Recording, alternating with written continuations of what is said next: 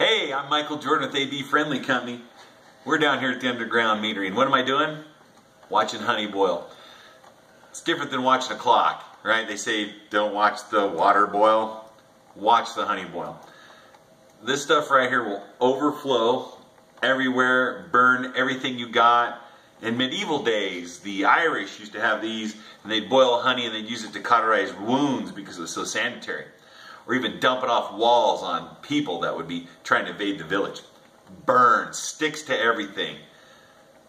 Makes great pancake syrup though when you boil it. What we're doing here today at the underground meadery is something really cool. I'm doing a brochette infusion, right? Kind of a new twist. We're more advanced. I've got my pound of honey boiling right now, and I put 2 pounds of honey in our jug. So what we've got is our basic coffee pot method with a brochette. Boiled some water in my coffee pot, added 2 pounds of honey to a 1 gallon fermentation jug. Turned around, shook them all up, and got 2 pounds of honey using the hot water. Put the hot water in the jar, shake them up, dump them in. 2 pounds of my fermentation. And what I got here, as you can see, honey boiling. This is called brochette. This has been boiling now for roughly about 15 minutes. And I'm going to start adding the infusion part to the brochette. Super cool. Tootsie Rolls, baby. Right, that's what I'm going to do. The reason I keep looking down is here is this boils. I do not want it to boil over. Watch the pot boil, okay? That's going to be pretty important. But what I got here is I got 25 of these little dog turds, right? Tootsie Rolls, right? So what we do is I'm going to take and this is already starting to boil really big. See this? That's why I want to keep it under control. I like using the little hot plates instead of a gas stove because I can control the temperature. Some hot plates you can even dial in the temperature you exactly want. What temperature do I want? It says here that we want 231 degrees for boiling. Right? Get your gun, get out. I'll get it out 237. You can get your hot plates and you can get digital ones. Set it so it's the temperature all the time. And then kind of mash the honey down as it starts boiling. Like I said, this has been boiling for about 15 minutes. I don't like boiling my honey more than 30, because at 30 I like to pull it out because that's a good caramelization. That, you know. But we're going to go ahead and we're just going to throw some Tootsie Rolls in here. We'll get them to dissolve, right? And now we're infusing chocolate with the honey. We're going to make a chocolate honey, right, using Tootsie Rolls. Now I usually have my kids unwrap all these, so get like 50 Tootsie Rolls because when it's all said and done, they're going to eat half of them. Alright, so get quite a few Tootsie Rolls.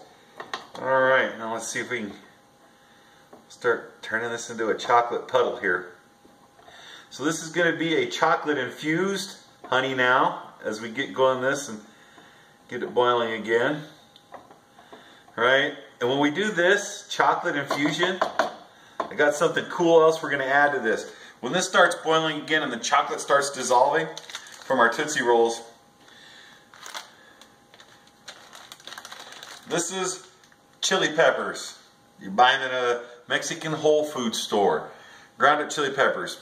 Better yet, Pizza Hut, Domino's Pizza, Papa John's, anybody that carries the little packets of the chilies, right? That's what you're going to use. We're using roughly 2 tablespoons of the chilies in the packet.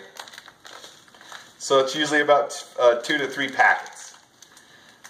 But what I'm doing is I'm going to put in 2 tablespoons of chili. So let me stir this up here a little bit more. The chocolate's starting to dissolve here. Right on. So I'm going to go ahead and we're going to put the chilies directly in the honey and we're going to cook it in the honey. That way it releases all the flavors from the chili before you stick it in the jug. Cool. Alright. Get these chilies mixed in with the chocolate and the honey here.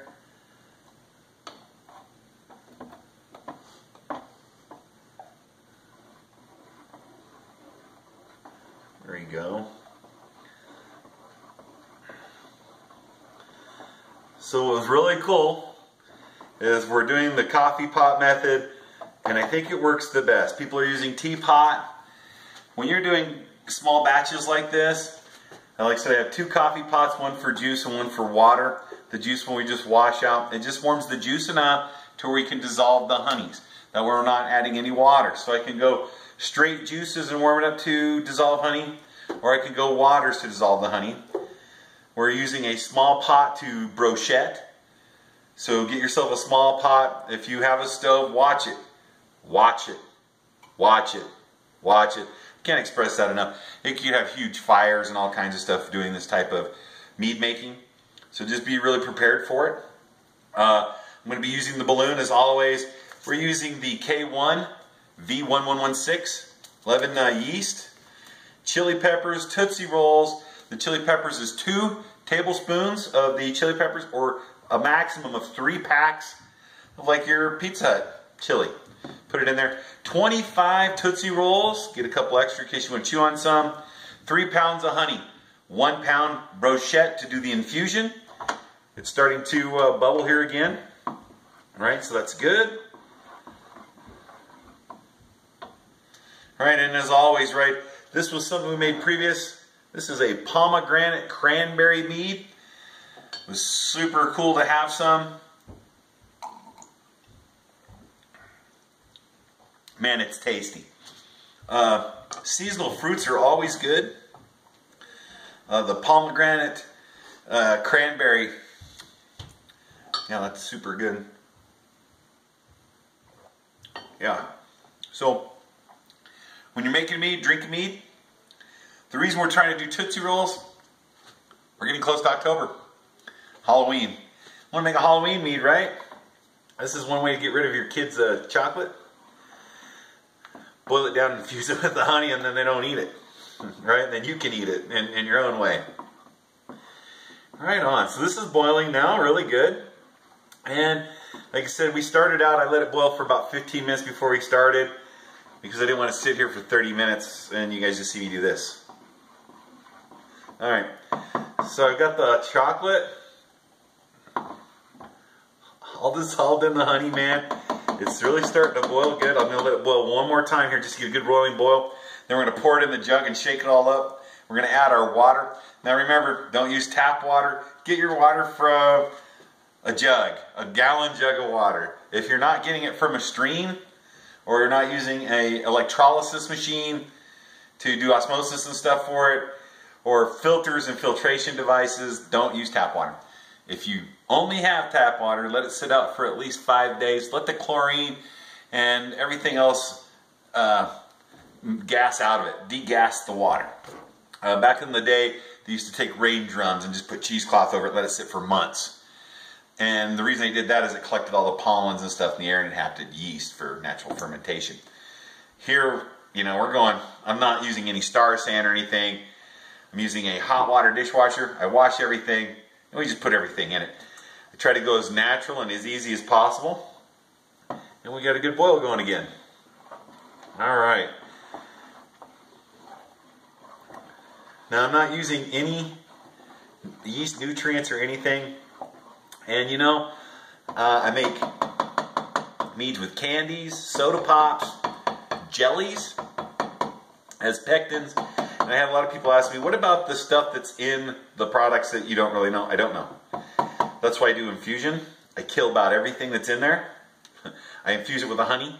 Right? That's why we leave the raw honey in the jar and do the brochette with the infusion of smaller amounts of honey.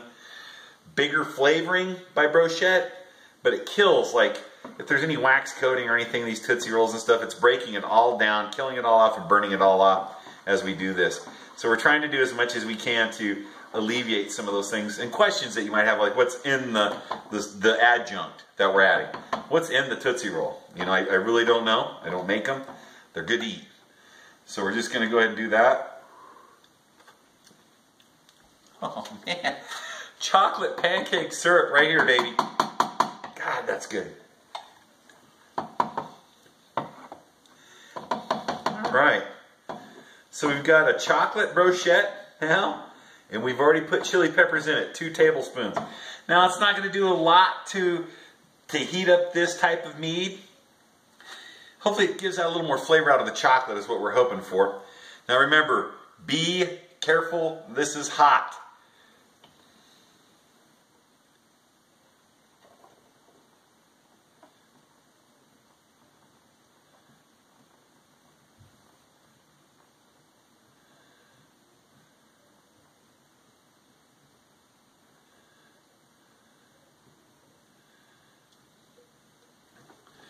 Don't give up on yourself. There is stuff in here. We are going to add water to this. Let's go ahead and let's get some in here. Alright, we did this great infusion. Let's not leave it behind, okay? Yeah. There. Turn the chocolate to caramel right there. Bam.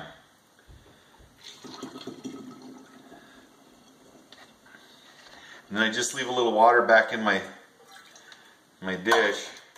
That way when it boils I can really clean this out. Because I don't want the honey to caramelize inside here, right? I want it in the jug. Alright, so we've got that in here. Let's add a little bit of water. We're going to shake this all up. We're going to mix the honey now with the infused honey. So let's get a little bit more water in there.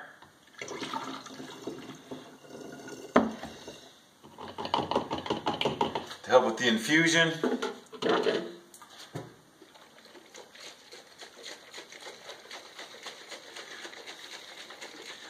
Now after something like this, if you want to use ice cold water to get the temperatures down, to drop your yeast instantaneously, you can. Right? You can chill it, cold crash, throw it in a tub of ice. You can get the temperatures to drop. A little pressure from the heat. Alright. So let's add this in here.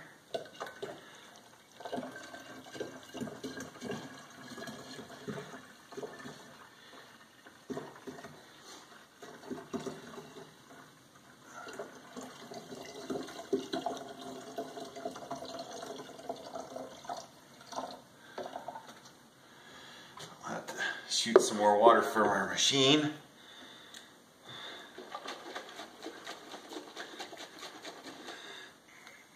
Index card, this time I'm using tape. 1 pound brochette honey with 25 Tootsie Rolls, adding 2 tablespoons of chili.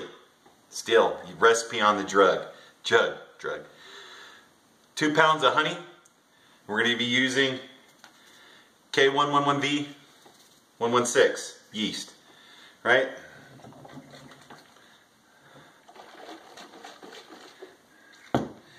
I am going to tap this off to where we can get it back up to the neck to about here before we dump the yeast in. But let's take a specific gravity reading. Specific gravity tells us our potential of alcohol level, right? As it floats here, it's full of sugar. When it floats here, it's empty with the sugar. We want to find out where we start, where we finish, minus from the start to get our alcohol. That's how you do your alcohol level.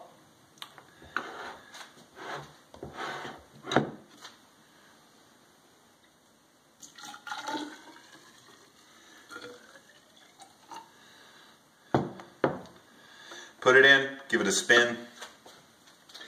Throws all the foam and everything away from it so you can get a good reading.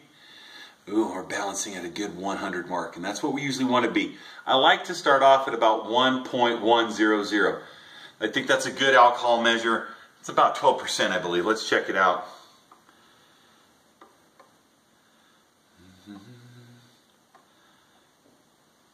%, right? So that's actually on my line. It's a little white marker to actually get me right when I'm going to be at 12%.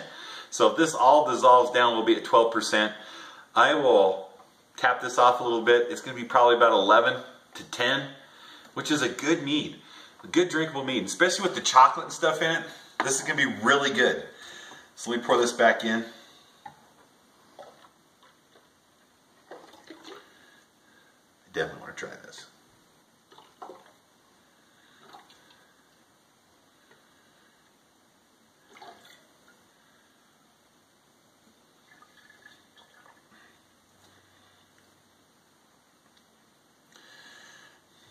Man, I don't know about mead making, but I know for pancake syrup this would be the shit.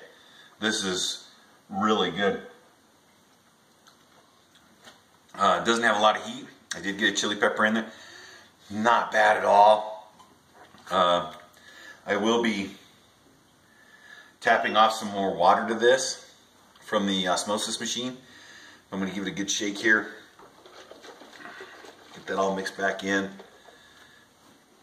Really kind of cool looking. It looks kind of like diarrhea. You know, it's got some good adjuncts in it. Some chilies, man, this is gonna be good. Tasted really good. I'm gonna tap it off, get another gravity reading, but there, right there, is our Halloween Tootsie Roll chocolate mead. A brochette infusion. A little more advanced for you. Take your time with working with this. Like I said, I'm gonna clean all this up. It's a sticky mess now. But this is how you're gonna make a really cool mead.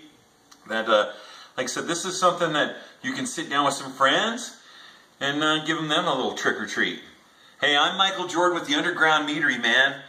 Thanks for joining us and thanks for watching us. Share us, subscribe to us, drink a mead.